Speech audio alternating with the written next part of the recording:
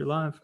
What's up, everybody? Thank you so much for joining us today. We have a very special guest, and the man from Salt Lake City, the man and the legend, Jason Critchfield himself, our coach, who's been coaching our team in real estate sales in the last several years. Grateful to have him on. Just been a great mentor and a coach, and I've learned a ton from him. And we thought we could share some value with you as far as his insights, not only into how to be a great realtor and how to build a great team, but also investments and many other things like building a team and establishing a brokerage. So we're just really glad to have you on. Jason, thank you so much for your time. Arthur, Tim, excited to be on with you guys. Like, you guys are doing such phenomenal stuff over there. When you were like, hey, you want to be on? I was like, absolutely. Let's make sure we're bringing some value and answer some questions for people. And, you know, like you say, Arthur, all the time, it's like, how do you level up? You know, there's always that next gear. There's always that next level in life. And what I found, and not to jump into anything too specific, but really just modeling people who have done what you want to do and figure out how can they help you a shortcut to get there, right?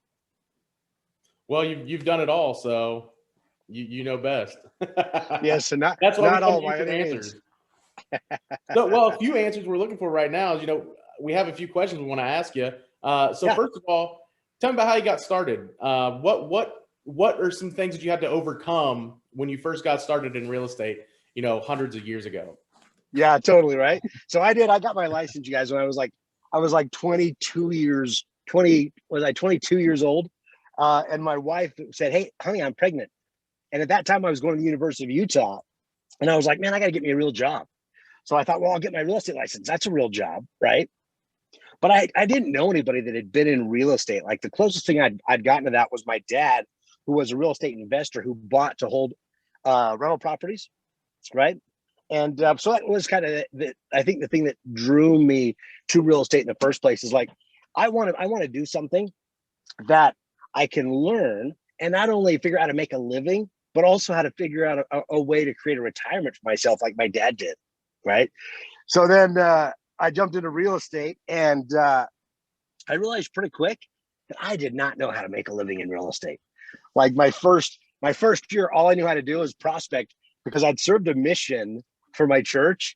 So I went to Brazil, and for 2 years I had to knock doors, talk to people, and be like, hey, do you want to hear about a message about Jesus Christ? Right. And like, once I got that script down, I was like, well, that should be, FSBO should be a lot easier than knocking on strangers' door and talking about the gospel. Well, so I mean, but that is, you know, being able to door knock and being able to talk to people in person and be able to have a conversation with people. Just from talking to you, you know, that seems like that's one of the number one qualities, the number one things you have to be able to do to be successful in real estate. And you got to be willing to make the calls, be willing to talk to the people and engage. Yeah, brother, you cannot be a secret agent, right? And that's what people do all the time. Oh, there you go. I'll just be a secret agent when people need me. Then, you know, I'll do something. Yeah, I always tell a joke. You guys know what the difference between a pepperoni pizza and a real estate agent is, don't you? No, what is it? A pepperoni pizza can feed a family of 4. And the only reason why I share that with you guys is not to rip on real estate agents, because I love them and I am one. But it's like, you've got to decide what type of realtor you want to be, right? But it's the same thing. It parallels life. So like, you look at sports, like, you've got great athletes and terrible athletes, right? And the common denominator a lot of the times is just how much effort, how much practice, how much discipline do they put into their craft, right? Yeah. And so when I got into real estate, started calling for sell by owners, like literally the first 2 weeks of making a call, I called this lady. I said, hey, I'm a real estate agent. I want to see if I could come talk to you about helping you get more money out of your house. And she was like, yeah, you can come over. So I went over, and she's like, okay, I like you. I'm going to sign with you. I didn't know how to fill out a listing agreement. So I had her sign a blank contract, and I took it back to my broker. I'm like, hey, how do you fill this out? Right. But unfortunately, where I got off track with that is that I didn't stay consistent enough in that activities. So for the next 3 or 4 years, I was making a living. I was making more money than I ever had before, which wasn't hard to do as a college student. But then I got invited to join a brokerage called Realty Executives. And the broker of that company was a one-on-one coach for Mike Ferry. And I'm a coach for Tom Ferry. So Mike is Tom's dad, right? But this guy brought me in and really laid out my ideal day. Like, what should I be doing? Not only like for real estate, but just to make sure that I was competing at the level that I should be competing. So what time are you waking up? what are you doing first things in the morning to make sure that you're learning, that you're growing, that you're starting out on a positive note, right? Are you meditating? Are you practicing?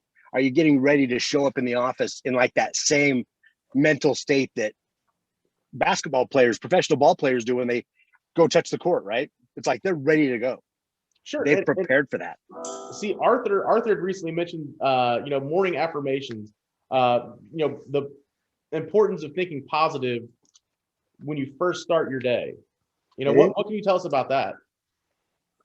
And I talked to Arthur's brother. He was talking about mindfulness, and it's the same thing. Yeah. You go in, right? And I've heard all these amazing stories about people who practice mindfulness, who just achieve all their goals and just crush everything that's set in front of them. Yeah. In fact, Arthur's got you guys, and Tim, that's a really good point, because you guys have the 1800 challenge, which is one that I'd recently sent out to you guys, where it's like, look, do these 6 things every day for the next 30 days and see the benefit in your life, right? Wake up on time consistently. Make sure that you're meditating. Make sure that you're doing at least 10 minutes plus of exercise every single day. Make sure that you're reading or listening to a book at least 10 minutes every single day. So it's like it's 6 activities, 10 minutes at a time. Writing your gratitudes, doing your affirmations. I think we're the other 2 that I haven't mentioned so far, but you guys, I know you guys can send that out if anybody wants a copy of it. It's kind of a fun deal. But that's what I did, you guys. I started waking up.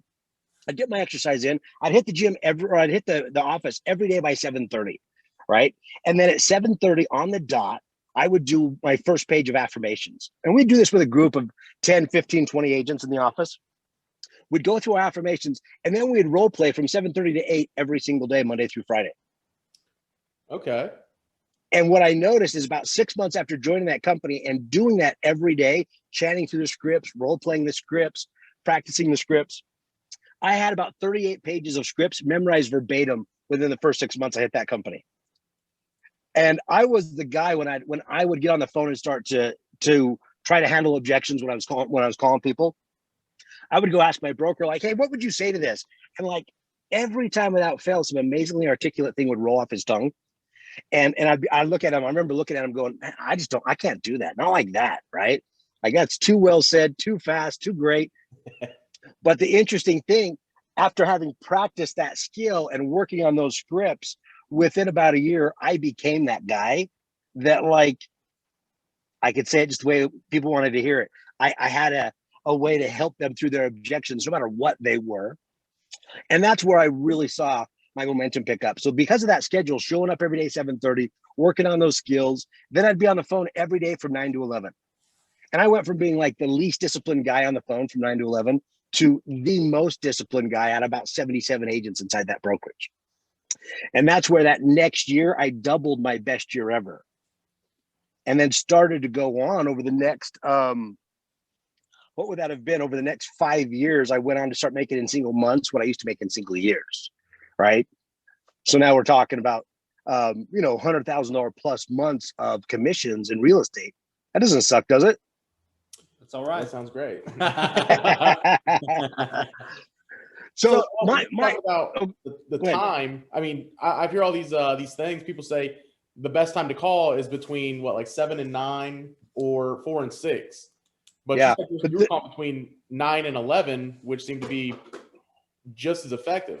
So it kind of sounds like that's more of a myth than anything. Well, and I think the two that they have thrown out there is like that 8 to 11 time frame, like somewhere in there, and again that 4 to 6. But it isn't so much about like calling. Am I calling during the optimal time? The key is to set up your schedule so that you can consistently hit that over and over and over again. Brian Tracy wrote a book called Eat That Frog, right? And in that book, he talked about identify the 1 or 2 things that are crucial inside your business that has to happen on a regular basis for you guys to grow and be doing better. And those are the 1 or 2 items that you're going to do first thing in the morning at the exact same time before life gets hectic and before you're out running on appointments. And so that's what I found is like the only time I could consistently do it for me and get everything else done that I wanted to with the workouts and practice was that 9 to 11. And it made me hundreds of thousands of dollars. Like I had tracked my numbers, you guys. So I had figured out that every time I hit a digit on the phone, this was back in the day before dialers, right? You had to hand dial every single number. But every time I touched the digit, whether they said yes, no, they loved me or hated me. Every time I touched the digit, I made $1.98 on average from my prospecting. That's So awesome. I was like, and so that's kind of what I started looking at, is being like, made $1.98, made $1.98, made $1.98, right? Who's out there? They're home, they're happy, they want to talk to me. Somebody needs an honest, ethical, hardworking agent today. That's going to be me. Where are you? Right? Yeah. So we talked about the agent side, and obviously you build a brokerage, and you have like 300 agents working for you. You guys did billions of dollars in sales. So, but let's shift gears a little bit. So we talked a little bit about investing and getting started, but high level stuff now. So say someone's making a lot of money, they're bringing in a lot of income, and now they want to diversify and they start getting some passive income. Like, how did you make that shift, and into going into the more passive route through real estate? Getting investment and some apartments, and you've got all kinds of stuff. I don't even know, but I'm just saying you've done a lot, and I just wanted to see what your thoughts would be on something like that. Well, and that's why I love real estate. That's what initially got me excited about it. So when I got married, I'd been living in an apartment for 6 months. I was renting a studio apartment, and I was like, this blows, right? Like, man, paying rent sucks. Yeah. And so I started thinking about, but I wasn't making that much money, so I was looking like I can't really go afford a big house right now for my wife and I. So I started looking at apartments, duplexes and triplexes. So I ended up buying this triplex 6 months after I was married. We moved in one unit. We rented out the other two. Not only did I live rent free, but I was making $400 a month as passive income as a 22-year-old kid. I know somebody who did that same exact thing. Yeah. And then that sprung me in that next one. A year later, I bought the house I wanted to buy. I rented out one of the units, or the unit I was living in. And now that the rents on that triplex paid both of my mortgage 100% every month. And I was like, oh, that's nice. So then I just kept adding from there. Added another duplex, bought a sixplex, bought a commercial building, lost my butt on the commercial building. That was years and years ago. Right. But I look at my dad right now, and I was telling Arthur this the other day, but he had a stroke. Right. We don't know how he's going to do, or if he's going to be able to make it back from that.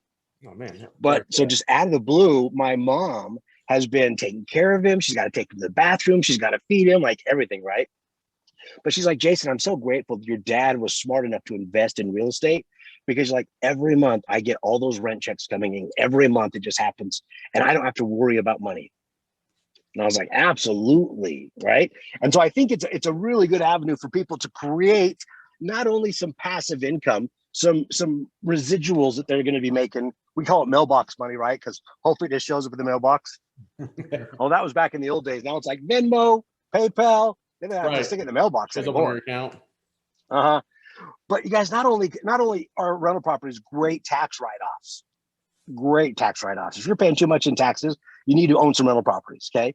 But 2, you're going to create that passive income, and then 3, you get to enjoy the appreciation that happens.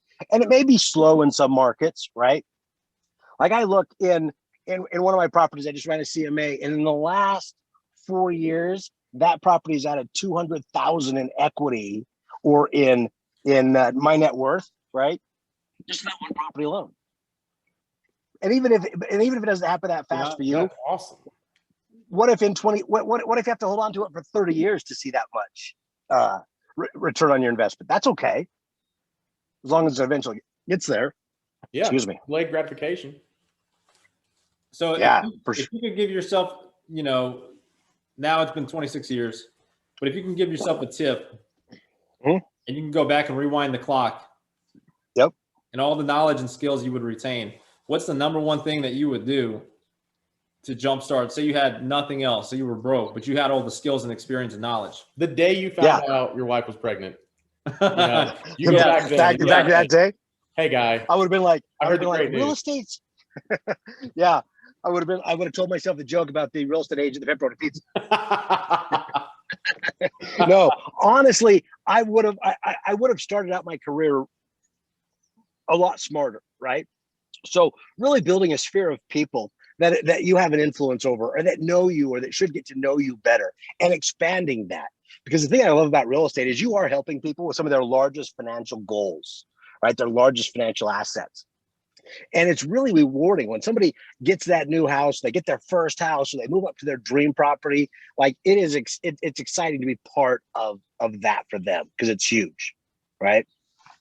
But really coming back and saying, look, I'm going to build this sphere out wider. I'm going to get as many people as I know that need somebody that is knowledgeable in real estate, that's hardworking, it's honest, it's ethical, and make sure that they have an opportunity to use me. And not so much just for my own income, right? Like I know that we've talked about this with you two, Tim and Arthur. Like our goal is the more we help other people get what they want, the more we automatically get for ourselves, right? It's like it comes back this way. And so that's what I would be focusing on. Just be like, just take care of people, make sure that I'm really tapping into that, and then come up with systems in your business. It took me 6 years in real estate before I even had a CRM, right? Where I put my customers in there and actually kept in touch with them and sent them stuff and reminded them that I was in the business and I wanted to be their real estate resource. And unfortunately, a lot of clients weren't able to come back to me because out of sight's really out of mind when it's in real estate. Mm-hmm. And I know of some of them personally that had a terrible real estate experience. And I took blame for that because I was like, it's my fault for not staying in contact with people. Having a system to be able to track that and let them know you're still here, right? And then the other stuff I would have done is I really would have kicked my butt to be more consistent, more disciplined, faster. Like I ran into a guy one time. It was at a Tom Ferry deal back in, when was that? That was a while ago, 2007. But he goes, hey, Jason, he goes, I have prospected every day without missing a scheduled day of prospecting for the last 1,272 days. Like, wrap your head around that. So you mean you didn't miss a single day of prospecting that you had scheduled, and you're still going to take vacation and take time off, right? Those aren't scheduled days of prospecting. But I was like, man, what if I could do that? What if I decided to be that committed, that disciplined? And so that's where I went from like being one of the less disciplined to one of the more disciplined agents in the office, to where I was like, hey, it's what I want to do. Like, so why wouldn't I stay consistent at it? So do you think it's just as important to call your previous clients and people in your own personal sphere as it is to make new contacts, or do you think one outweighs the other?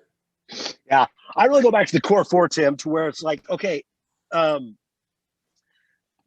number one most important thing you can do in your real estate business really is stay in contact with your past clients and sphere of influence, right?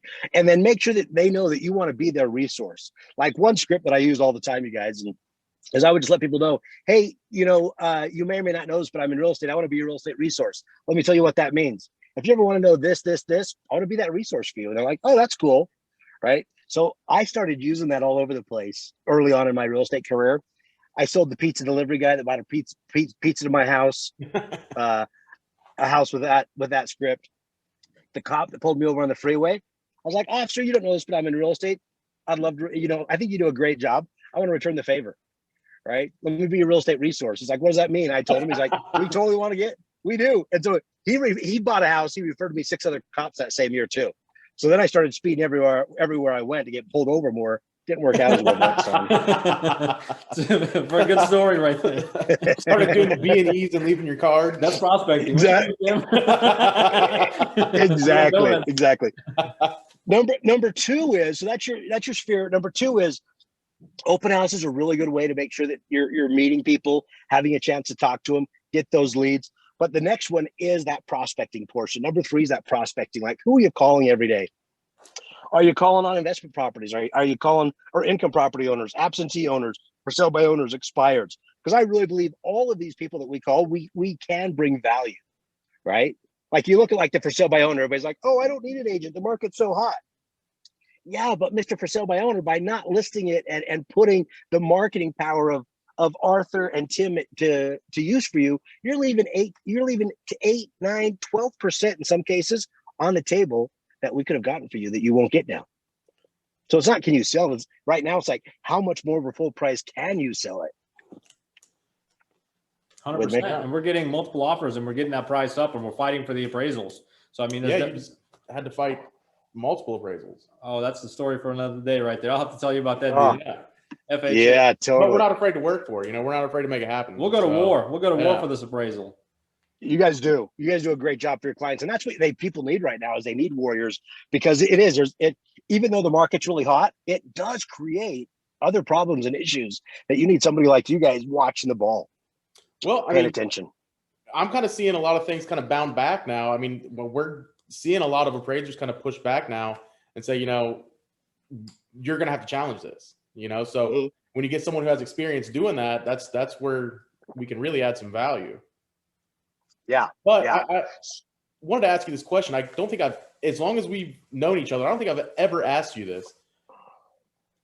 How much commercial real estate do you do? Do you do a lot of commercial real estate or mostly residential? Mostly residential. Really? I do like commercial. But honestly, it's just been kind of like every now and then. It's never been one that I've really focused on. The thing that I am passionate about is land. I love land. I love land development. I love taking nothing and creating something out of it. Like, that's one of my passions, right? And so apartments, land, a lot of the stuff that I've bought and or sold in the apartment realm, like the 30, 40, 60 unit apartment complexes, those are commercial, right? But I still classify them as multifamily commercial, not like office, retail, that kind of stuff. Right. Not like warehouses and stuff like that. Yeah. Okay. Yeah, I was gonna ask you, like, if there's any type of script or any type of tips you would give to have the conversation to get those commercial real estate deals. So yeah, I mean, that is a good question. We certainly could brainstorm that a little bit and come up with some stuff. But for me, guys, like I said, I love the income property stuff. Like, I'll call through the list of just like 4 rent properties. right. And I'll just be like, hey, I'm calling 123 Elm Street. Is this the owner? Yeah. Hey, I see your properties for rent. Right. Hey, I wanted to just touch bases with you real quick. Market's super hot. Have you guys ever thought about selling or doing a 1031 exchange with that property? Right. 1031 lets them know that you know something about at least the investment side of stuff.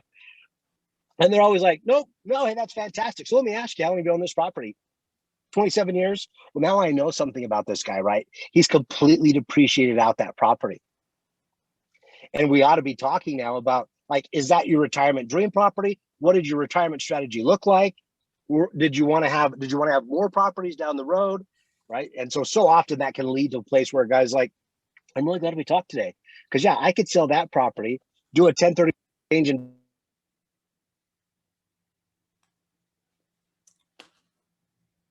We lost your audio.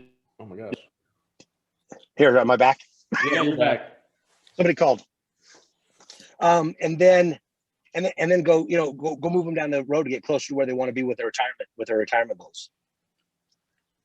That's definitely fantastic. Yeah, Is there a lot of people retiring and moving to Salt Lake City, Utah, where you're at and your team is? Say that again. Are there a lot of people moving in, a net migration into like Salt Lake City? Oh yeah. Oh yeah. Is there a lot of vacation and stuff like that, things to do and stuff like that?